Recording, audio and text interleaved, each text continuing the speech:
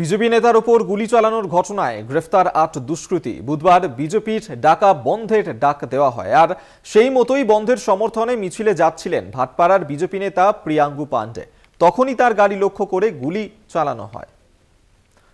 আপনাদেরকে জানিয়ে রাখবো যে গতকালই যে বন্ধের ডাক দেওয়া হয়েছিল বিজেপির তরফে এবং সেখানেই বিজেপি নেতা তাকে গুলি চালানোর ঘটনা ঘটেছে। গ্রেফতার করা হয়েছে ৮ দুষ্কৃতীকে। আমরা এই নিয়েই কথা বলবো। শুভজিৎ সিং আমাদের সঙ্গে টেলিফোনে রয়েছেন প্রতিনিধি। শুভজিৎ, গতকালের যে ঘটনা আমরা দেখেছিলাম, ওই বিজেপি নেতা তাকে লক্ষ্য করে যেভাবে গুলি চালানো হয়েছিল, সেই ঘটনাতেই এবার গ্রেফতার করা হয়েছে ৮ জনকে।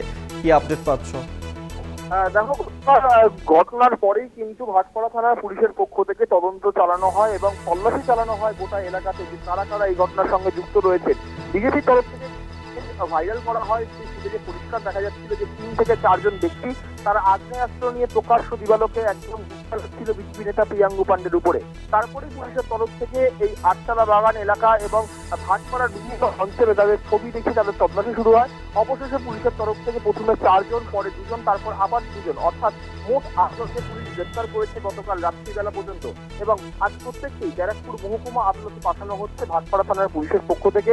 তাদের যে পুলিশের হেফাজতে পাওয়ার জন্য ইতিমধ্যেই আবেদন জানানো হচ্ছে ভাটপাড়া থানার পুলিশের পক্ষ থেকে, কারণ যে আগ্নেয়াস্ত্রগুলি ব্যবহৃত হয়েছিল সেই আগ্নেয়াস্ত্রগুলি কিন্তু এখনো পর্যন্ত উদ্ধার করতে পারেনি ভাটপাড়া থানার পুলিশ। সেই কারণেই তাদের পুলিশ জিজ্ঞাসাবাদ করা হবে। কিন্তু শুভজিৎ, এই যে ঘটনা ঘটেছে সেক্ষেত্রে বিজেপি নেতাকে লক্ষ্য করে কেন গুলি চালালো তারা? দেখো, সেই এখনো পর্যন্ত সেই বিষয়টা এখনো পরিষ্কার না। পুলিশের তরফ থেকে জানানো হচ্ছে যে জিজ্ঞাসাবাদ যতক্ষণ আমরা না করছি, অর্থাৎ পুলিশের হেফাজতে যতক্ষণ না তাদেরকে নিয়ে আসে জিজ্ঞাসাবাদ করা হচ্ছে, ততক্ষণ তারা কিছু বলতে পারবেন না। কিন্তু প্রাথমিক যা এলাকার যা খবর, যে দুষ্কৃতী কার্যকলাপের সঙ্গে এই ৮ জন ব্যক্তি সবসময় জড়িয়ে থাকেন, তাদের কেউ বা তারা তাদেরকে বলেছিল গুলি চালানোর জন্য, সেই কারণেই কিন্তু তারা গুলি চালিয়েছেন। তবে এখনো পর্যন্ত পুলিশের তরফ থেকে প্রকাশ্যে কিছু বলা হয়নি। এই ৮ জনকে পুলিশের হেফাজতে নেওয়ার পরেই কিন্তু পরবর্তী অবস্থা জানা যাবে। সেই ক্ষেত্রে শুভজিৎ, আমরা দেখলাম যে এই যে বিজেপি নেতাকে গুলি করার ঘটনা ঘটেছে, বিজেপির তরফ থেকে শাসক দলের বিরুদ্ধেই মূলত অভিযোগের আঙুল তোলা হচ্ছিল।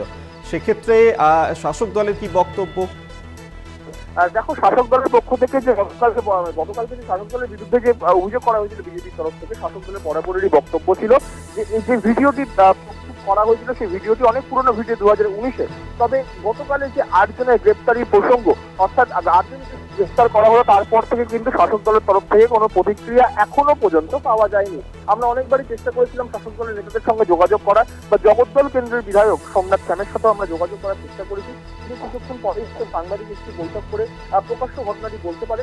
তবে এখনো পর্যন্ত শাসক দলের তরফ থেকে কোনো কথা না জানতে পারলেও, তবে তিনি সম্পূর্ণ দায় ছেড়ে ফেলছেন না। তবে আর কিছুক্ষণ পরেই কিন্তু সাংবাদিক একটি বৈঠক করার কথা রয়েছে জগদ্দলের বিধায়ক সোমনাথ শ্যামের পক্ষ থেকে। আচ্ছা, আমরা নজর রাখবো সেদিকে। আপাতত ধন্যবাদ শুভজিৎ সিং, আমাদের সঙ্গে টেলিফোনে ছিলেন প্রতিনিধি।